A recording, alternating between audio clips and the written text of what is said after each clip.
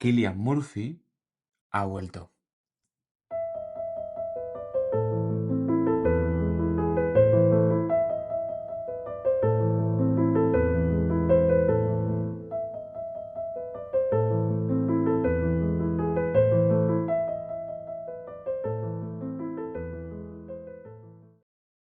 Hace algo más de un año, Cillian Murphy recogía, y de manera sencillamente indiscutible, su primera estatuilla por un papel protagónico en la gala número 96 de los premios Oscar. Ello tras dejar helado a todo el mundo del cine con una actuación que, de la mano y la batuta de Christopher Nolan, uno de los más grandes directores de los últimos tiempos, consiguió sumergirse de pleno en la psique de J. Robert Oppenheimer, el padre de la bomba atómica y el hombre que cambió el destino del mundo para siempre. Aprovechando tamaño momento de forma, Cillian, cuya carrera estaba en completa ebullición tras dar vida a Thomas Shelby en Peaky Blinders y convertirlo en uno de los personajes más distinguibles y famosos de la década, podría haber escogido el camino que muy probablemente otros de sus compañeros de Hollywood habrían terminado tomando: acuerdos con grandes marcas, patrocinios, campañas de autopromoción y ensalzamiento de la marca personal en redes sociales, giras, photoshoots, etc. Pero en su lugar, el actor irlandés, y por esta misma razón está siendo ampliamente aplaudido en redes sociales, ha preferido trabajar en una suerte de cine social, que más que ganar millones y millones de dólares en taquilla, como haría un insulso y fácil blockbuster, lo que pretende es remover conciencias, señalar problemáticas, transmitir moralejas y reflexiones vitales a quien está al otro lado de la pantalla y alertar de aquello que, a menudo y sin la presencia del cine, el ser humano es incapaz de ver. Primero lo hizo con Small Things Like This, del director Tim Mielans, una película sobre la necesidad de tomar partido ante las injusticias y de mirar al pasado para encontrarnos con nosotros mismos. Y ahora, este año 2025, junto con Netflix y el mismo director, estrena Steve, una película sobre la salud mental en un grupo de adolescentes y jóvenes ingleses de los años 90 que, por una causa o por otra, han abrazado la violencia como único escudo o armadura ante la tempestad y que viven apartados de la sociedad en una especie de reformatorio para chicos problemáticos. En ella interpreta al propio Steve, el director de la escuela, una persona normal y corriente que tan solo ansía devolverle la esperanza de algún modo a esos muchachos y a sus familias. La trama transcurre encerrada en tan solo 24 horas, a fin de que el espectador empatice con la actividad de un solo día de lo más ajetreado en el internado, y cumple además con las 5 fases del duelo que estableció y definió la psiquiatra y escritora suizo-estadounidense Kübler-Ross. Así que, para el presente análisis, que por cierto realizaremos con algunos spoilers, por lo que si deseas verla te recomiendo que cierres el vídeo de ahora en adelante, desde esa misma perspectiva, comenzando por la fase número 1, la fase de la negación.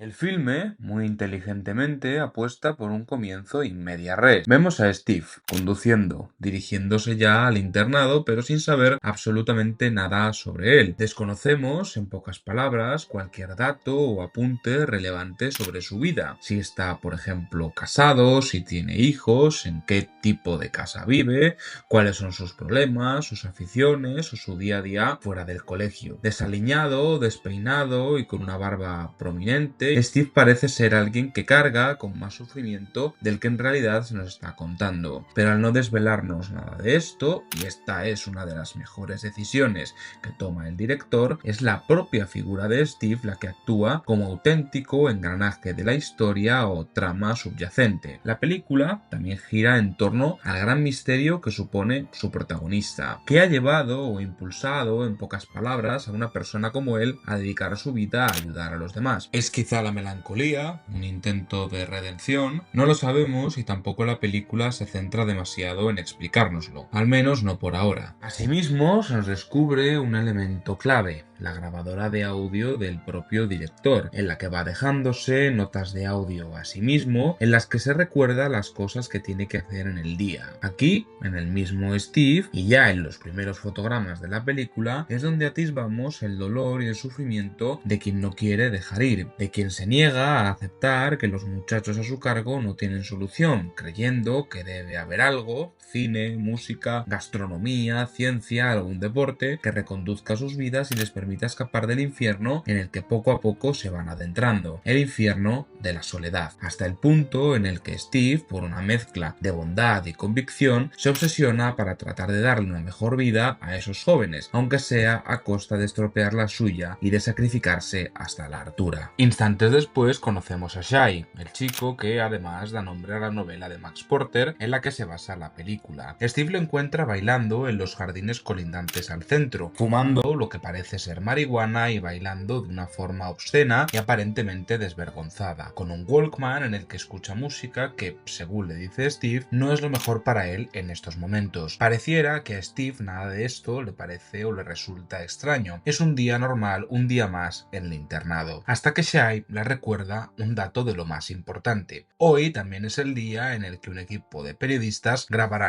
un reportaje en Stanton Booth.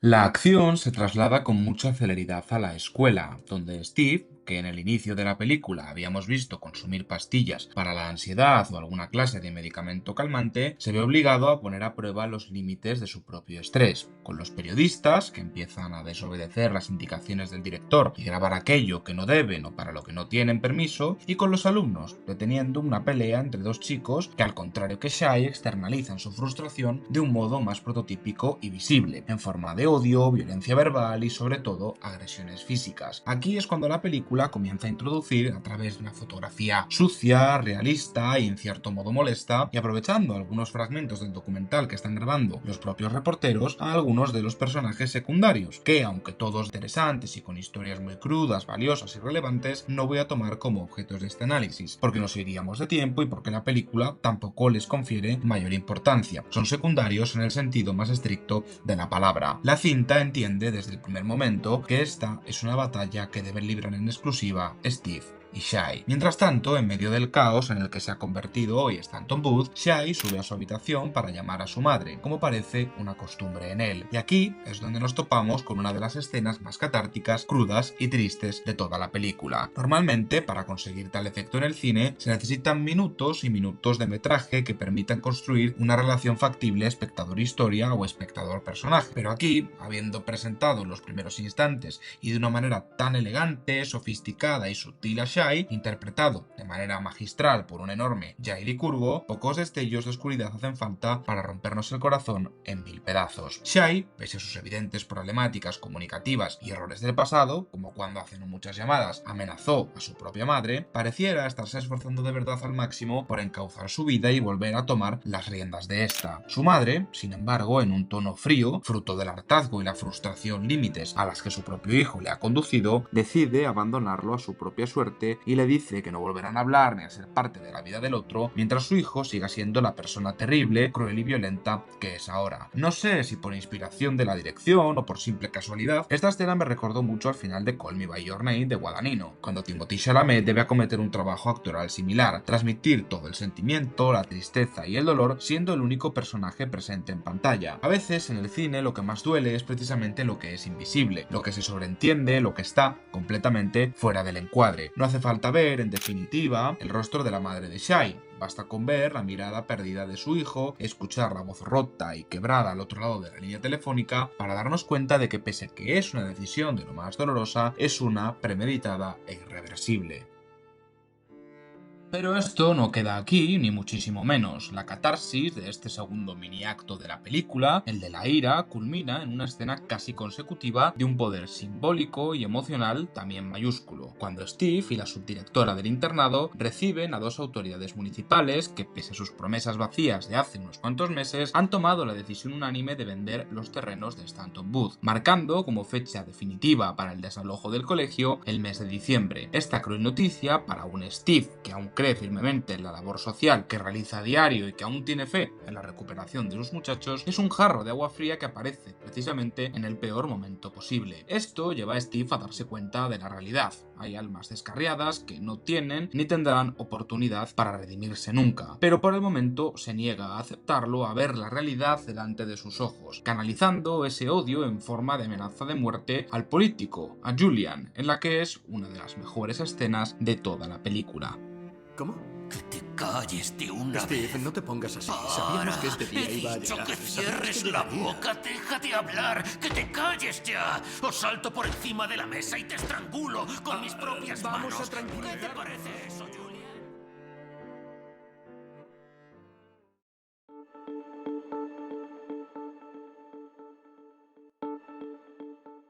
Kübler-Ross define la fase de la negociación como aquella que viene inmediatamente después de la ira. Se caracteriza porque aquí la persona atrapada en el duelo interno busca o intenta pactar con su propio destino. Comienza a hacerse preguntas o a buscar soluciones para un problema que directamente ni siquiera puede tenerlas. La negociación, para la autora suizo-estadounidense, suele implicar o llevar consigo culpa, arrepentimiento y falsas esperanzas, es decir, el deseo de revertir lo inevitable o de dar sentido al sufrimiento a través del sacrificio. En el caso de Steve, cumple al 200% con las características de un hombre en estado de negociación. La película nos muestra encuadres mucho más inmersivos y directos sobre el rostro demacrado y maltratado del director, que no parece ya un hombre a punto de ser derrotado, sino uno que directamente acaba de serlo y que acaba de presenciar también cómo su sueño se esfuma camino del cadalso. Todo ello mientras trata de dar una apariencia de falsa e impostada normalidad frente a los alumnos y periodistas, a fin de no exteriorizar su propio duelo ni sus emociones. Precisamente por su puesto de elevada responsabilidad, no puede permitirse el lujo de mostrarse débil, aunque por dentro lo único que le apetezca sea en realidad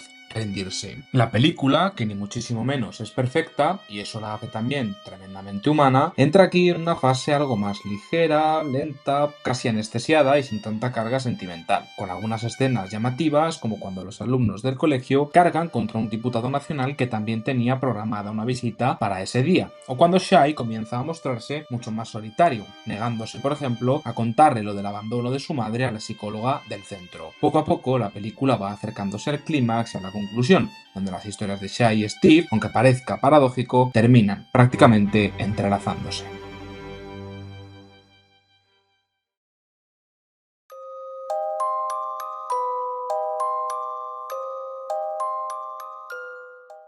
Cae la oscuridad en Stanton Booth y los chicos tienen hora libre. Juegan al fútbol bajo una intensa lluvia, manchándose de barro y parecen, en cierto modo, divertirse olvidando sus peleas, conflictos y problemáticas del pasado, como una familia más o menos unida en la que caben todos sin excepción. Paralelamente, Steve y los demás docentes se reúnen en la sala de profesores viendo cómo sus muchachos se divierten, ajenos a la grave noticia. La única pregunta que pasa entonces por sus cabezas es cómo contárselo, o peor aún, cómo recibirán los alumnos el mazazo en cuanto se enteren de que en diciembre, en tan solo unos escasos meses, el único hogar al que pueden seguir llamando como tal desaparecerá para siempre, arrebatándoles así, con una maldad gélida, el único refugio de verdad que les queda en este mundo. Y cuando parece que la acción es tan solo cosa de dos ángulos, aparece un tercer punto de vista. Shai, con los ojos húmedos, sube a su habitación sin cambiarse de ropa, con la misma sudadera y ahora encapuchado, síntoma de su creciente depresión que está alcanzando picos de un dolor casi intratable, que lo está consumiendo en definitiva de forma silenciosa y lo peor de todo sin que ningún otro compañero o profesor se haya dado cuenta todavía. Al llegar recoge una mochila llena de rocas y piedras. Esa misma mochila ya se nos había revelado en una escena anterior, cuando los periodistas, de nuevo filmando donde no tenían estricta autorización para hacerlo, lo descubren entre risas y burlas, y el espectador tampoco le da demasiada importancia. Puede ser fetichismo, coleccionismo, es difícil saber con certeza lo que pasa por la cabeza de un chico de tales características, pero ahora poco a poco comprendemos la verdadera razón de la existencia de esa mochila. Es la herramienta que va a ayudar a Shai a poner fin a su vida. En cierto modo estaba más o menos claro, solo que, como buen símil de lo que ocurre en la vida real, quien observa la cinta pasa desapercibido el hecho de que Shai tenía la decisión tomada desde hace bastante tiempo. Solo necesitaba un impulso, un empujón, un mal día para que la balanza entre la vida y la muerte se resquebrajara en 1000 pedazos. Aquí la película nos regala una lección de lo más útil. Quien de verdad está pasando por un mal momento, quien de verdad está sufriendo, lo hace en el más oscuro y tenebroso silencio, en una soledad absoluta con cuenta regresiva antes de la explosión definitiva. Mientras tanto, Steve entra en la misma fase, que si en Shai es directamente depresiva, aquí le daría más bien el apodo de desmotivación. Haciendo el turno de noche, acepta por fin su propia debilidad y, combinando pastillas con algo de vino y alcohol, termina al borde del colapso y de las lágrimas, fruto de su propia impotencia. La subdirectora, de inmediato, le recrimina que deje de beber y nos da una de las revelaciones que más estábamos esperando. La razón por la que Steve se sacrifica con tanto ímpetu es por un accidente de tráfico que sufrió hace mucho tiempo y que se cobró accidentalmente la vida de una niña. Aunque Steve no fue responsable directo de la muerte, se siente igualmente culpable en cuanto que llevaba el volante que acabó con la vida de esa muchacha. Steve entra en una fase de bloqueo absoluto en la que mientras Shai se dirige hacia el frío lago de las inmediaciones, donde cerrará el broche de la mochila y se sumergirá para poner fin a su vida, es completamente incapaz de ayudarlo. Busca pastillas y más medicamentos para vencer a la ansiedad y a los dolores punzantes que pueblan su cabeza. La gran paradoja de Steve es que siempre lo ha dado todo por sus alumnos, y ahora que uno de ellos necesita ayuda desesperada, una palmada en el hombro o sentir algo de calidez capaz de revertir una decisión que parecía tomada, es el mismo el que no es capaz de brindarle esa ayuda a Shai, y que probablemente también necesite ayuda urgente. La película representa y refleja esta dualidad entre ambos protagonistas de una forma muy elegante, con una comparativa donde Steve, probablemente fruto de la combinación de alcohol y medicina, ve el agua sobre su propia cabeza. Steve se ahoga de forma metafórica y Shai lo hace de modo literal. Una dualidad preciosa, a la par que cruel, que me pareció una absoluta genialidad artística y una superposición de planos de lo más acertada para lo que Mielans quiere transmitir: el precio de curar y el precio de ser curado. Steve se da cuenta de la ausencia de Shai, quizá tarde, y comienza a buscarlo por todo el colegio con ayuda de los otros profesores que estaban haciendo guardia nocturna esa noche. Y entonces la película apuesta por detener bruscamente la acción y llevarnos al comienzo del siguiente día.